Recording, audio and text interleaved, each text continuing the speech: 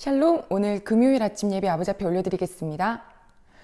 하나님 아버지 감사를 드립니다. 좋으신 아버지 앞에 저희 항상 나올 수 있는 것, 우리 하나님 늘 항상 두 팔 벌려서 우리를 맞이해 주시는 하나님 너무너무 감사드립니다. 오늘도 이 예배에 저희들의 중심을 드리오니 받아 주시옵소서. 주께 감사드리며 예수님의 이름으로 기도드립니다. 아멘. 하나님 말씀입니다. 룻기 4장이요. 18절로 22절까지 말씀을 봉독해 드리겠습니다.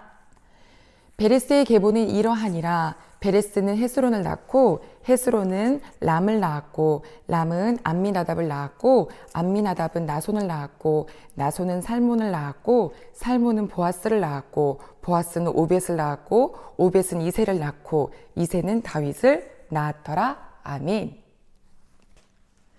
사사시대, 하나님의 말씀은 없고 자기 소견에 오른 대로 내 눈에 보기에 좋은 것을 선택했던 시대입니다. 그 당시 엘리멜렉도 이스라엘 사람이었지만 당시 그 땅에 기근이 들자 자기 눈으로 둘러보아서 보기에 좋아 보이는 땅, 저쪽 땅에 가면 먹고 살 수 있겠다라고 생각하며 아내와 두 아들을 데리고 모압 땅으로 건너갑니다. 이 시대에는 이제 이게 놀랍지 않습니다. 하나님이 그렇게 힘써서 주신 그 약속의 땅을 저버리는 게 너무나 쉬운 선택인 이 세대가 우리는 사사기를 통하여서 보면서 이제 이해는 됩니다. 그들이 도착했어요. 먹고 살 수 있을 줄 알았어요. 그리고 모압 땅에 이미 살고 있는 모압 여자들을 며느리로 받았습니다. 그러면 적어도 나그네에서 좀 벗어날 수 있지 않을까요? 그쵸? 며느리가 이제 모압 사람이니까. 그러나 그들은 그곳에 가서 엘리멜렉, 그 아버지가 죽고 두 아들도 죽습니다. 남은 자는 나오미라는 아내와 두 며느리입니다. 나그네로 가서 정착하고 싶었는데 이제는 나그네 플러스 과부까지 되었습니다. 어느 누구도 보살피지 않으면 살 수 없는 존재가 된 거죠. 그 여인들 중에 나오미는 하나님 아버지 앞에 다시 돌아가겠노라라는 마음을 품었습니다. 아무것도 없는 상태에서 모압 여인 며느리들을 데려갈 수 없기에 너희들은 너희 집으로 돌아가라 했지만 둘째 며느리 룻은 내가 어머니의 민족이 내 민족입니다. 어머니의 하나님이 내 하나님입니다. 어떻게 이렇게 근사한 고백을 했는지 그 고백과 함께 나오미와 함께 이스라엘 땅으로 와서 이제 스스로 나그네이기를 자청합니다. 약속의 땅에서 기근이 있을 수 있습니다. 우리가 사는 삶에도 어려움과 팍팍함은 있을 수 있습니다. 그러나 우리가 지킬 것은 그래도 하나님 품 안에 거하는 것이 은혜고 복이다라는 생각으로 그 안에 머무는 것입니다. 눈으로 보아서 좋아 보이는 선택했지만 결국 얼마 가지 못해서 어려움을 당한 모습. 그래도 감사한 건 다시 돌아오고자 하는 마음을 주셨고 나오미와 룻은 그 땅에 들어왔습니다. 하나님께서 어떻게 그 가족을 회복시키셨는지 너무나 잘 아시죠? 네. 이 땅에는 저희가 살펴볼 두 가지 법이 있는데 하나는 계대 보존법입니다. 아들이 결혼을 했는데 아들이 죽으면 그 며느리를 둘째 아들, 다음 아들, 다음 아들을 줘서 이 가정의 씨가 말리지 않도록 하는 법이 계대 보존법이죠. 그러나 이미 두 아들밖에 없었고 둘 다 죽었기 때문에 계대 보존법을 이을 수 있는 아들 없습니다. 그러면 마치 이제 나오미하고 룻만 잘 살다가 끝나는 인생인 것 같은데요. 하나님은 그렇게 하지 않으셨습니다. 이스라엘 땅으로 돌아와서 열심히 매일같이 이삭 줍기를 하는 그 며느리에게 누구를 보내주셨냐면 보아스입니다. 이 나라는 또 고엘이라는 법이 있습니다. 고엘은 내가 그 가장 가까운 친족에 모든 것을 구원해주는 사람입니다. 어려워진 것들을 그것을 다 회복시켜주는 역할이 바로 고엘이라는 것인데요. 만약에 그 고엘 역할하는 사람이 그 사람 집을 내가 회복하겠다라고 약속을 한다면 내 재산을 가지고 그 집에 있는 옛날 재산도 다시 환수해 줘야 됩니다. 그런데 내 것 되는 거 아니거든요. 그러니 손해가 생기죠. 하지만 하나님은 모든 지파가 다 안전하게 계속 자손이 자손을 낳기를 원하셨기 때문에 그런 법을 주셨는데 사사기 시대 하나님 사랑하지도 않고 율법도 사랑하지 않는데 이 고엘이라는 법을 자기 것을 희생하면서 지키겠나요? 아니나 다를까 이 나오미와 룻의 가장 가까운 친척, 이 고엘법을 행할 수 있는 가장 가까운 사람이 나 못하겠다고 했습니다. 암만 계산기를 두들겨도 이것은 나에게 손해이기 때문이죠. 그러나 실망할 것이 없습니다. 오히려 더 좋은 그 다음 사람 바로 보아스를 웨이팅 시키고 있으셨던 하나님이십니다. 보아스는요, 룻과 결혼했어요. 룻과 결혼해서 아이를 낳았죠. 보아스의 아들이 되는 게 아닙니다. 그 아들은 나오미의 아들이 돼요. 그래서 그 씨를 계속 이어가게 하는 거죠. 이 아이가 자랄 때까지 끊임없이 모든 부분을 양육을 도와줘야 되는 사람이 바로 보아스입니다. 그런데요, 이 보아스는 이 캄캄한 사사시대에 하나님을 경외하는 사람이었습니다. 그래서 이가 그 고엘 제도에 예스를 하고 또 룻을 사랑하고 그를 맞이하여서 가정을 이루고 아들을 낳아서 그 아들 이름이 오벳이죠. 그 오벳이 우리가 아까 봤던 말씀에 이새를 낳았고 이새의 다음이 바로 다윗입니다. 뭐가 그리 놀랍냐고요? 다윗 뒤로는 누군데요? 그럼요, 예수 그리스도가 그의 가문에서 나왔잖아요.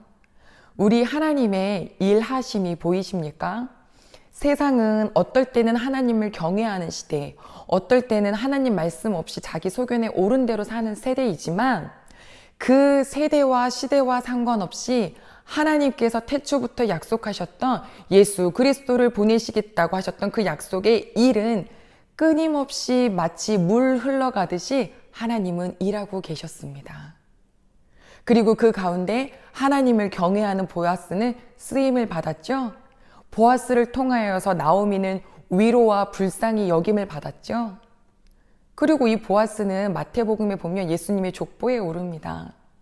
가족 여러분, 이 시대가 이런 세대다 저런 시대다라고 말을 아무리 해도요, 우리 하나님은 일하고 계십니다. 이 시대가 아무리 하나님 말씀 없이 내 멋대로 사는 세상이 아니냐 하더라도 이 보아스처럼 아버지의 말씀과 율례와 법도를 지켜가는 사람은 하나님이 그를 사용하십니다. 우리 그런 식구들이 되시기를 소망합니다. 이 사사시대가 마지막 사사가 누구냐면 바로 우리가 잘 아는 사무엘입니다. 사무엘이 나이가 많아서 그 사사 역할을 아들들에게 넘겨줬을 때 사무엘의 아들들은 아버지처럼 하나님을 경외하지 못했습니다. 그 모습을 본 이스라엘 사람들이 일어나서 얘기하죠. 우리에게 다른 나라들처럼 왕을 주십시오. 사무엘상 8장에 나오는 말씀입니다. 사무엘이 마음이 안 좋았어요. 그러나 그날 저녁 하나님께서 사무엘에게 이렇게 말씀하십니다. 그 사람들이 말하는 대로 그대로 해줘라. 그들은 너를 거절한 것이 아니라 나 여호와가 그들의 왕임을 거절했다 라고 하셨어요. 우리 이제 정확하게 알게 되었어요. 맞아요. 이스라엘은 단 한 번도 왕이 없던 시대가 없었어요. 여호와 하나님이 그들의 왕이셨습니다. 그러나 이들은 여호와 하나님 보이지 않으시기에 보이는 왕을 원하고 있죠. 놀랍게도 하나님은 이미 그 전부터 이들이 왕을 구할 것을 알고 계셨고, 그래서 신명기 말씀에 보면 너희가 왕을 세우고자 할 때는 반드시 이것을 지켜라 라고 하는 말씀까지 주셨더라고요. 우리가 어떻게 살 건지를 뻔히 아시는 하나님께서 그 이스라엘 백성들을 참 그래도 끊임없이 데리고 이끌어 가시는 하나님. 신명기에 뭐라고 적혀 있냐면요, 왕이 되려거든 그 왕은 반드시 이방인은 안 된다, 너희 지파 속에서. 두 번째, 많은 병마를 가지고 있지 말아라. 병마를 얻기 위해 다른 이집트 이런 사람들과 화친 맺지 말아라. 하나님이 왕이심을 기억해 주시는 거죠.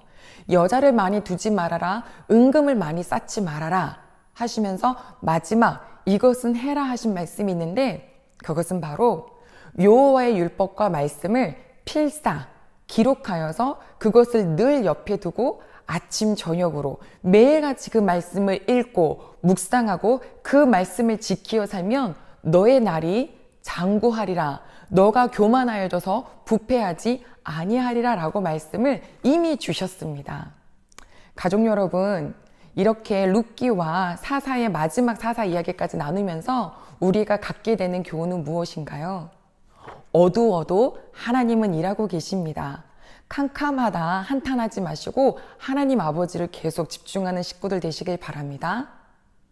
우리가 해야 할 것은요, 왕에게도 말씀하신 것처럼 여호와의 말씀을 옆에 두고 매일같이 읽고 묵상하고 또 생각하고 그 말씀을 지켜보는 삶, 이 삶이 우리로 하여금 평생 주님과 동행할 수 있게 하시고 변질되지 않게 하시는 최고의 방법입니다. 11월 마지막 주, 이제 이번 주일이죠. 우리 하나님 말씀 더 가깝게 하고 싶은 그런 마음이 생기지 않으십니까? 사무엘상 이제 다음 시간부터 시작하면서 주님 말씀 속에 더 푹 빠지며 하나님의 사랑하심과 하나님의 역사하심을 더 많이 발견하는 저희 모두가 되기를 소망합니다. 기도하겠습니다. 하나님 아버지 감사를 드립니다. 오늘 저희에게 룻기와 하나님 처음 왕을 요구했던 사람들의 모습을 잠시 보게 되었습니다. 사사기 시대 아무도 하나님 말씀 없이 사는 것 같지만 그 와중에도 보아스와 같은 사람이 있고 그를 통하여서 불쌍했던 나옴이 다시 되돌아왔더니 충분히 위로해 주시고 하나님은 예수 그리스도를 보내시기 위해서 열심히 끝까지 늘 한결같이 일하고 계셨음을 보게 해주셔서 감사합니다. 오늘 혹시 우리에게 기근과 같은 일이 있습니까? 하나님 흔들리지 말고 아버지 바라보게 도와주시옵소서. 하나님 왕에게도 당부하셨습니다. 은금, 여자, 병마 이런 눈에 보이는 것들을 의지하지 말며 여호와 아버지의 말씀을 늘 옆에 두고 읽고 묵상하라. 아멘. 그렇게 살겠습니다. 하나님 사랑합니다. 감사합니다. 예수님의 이름으로 기도드립니다. 아멘.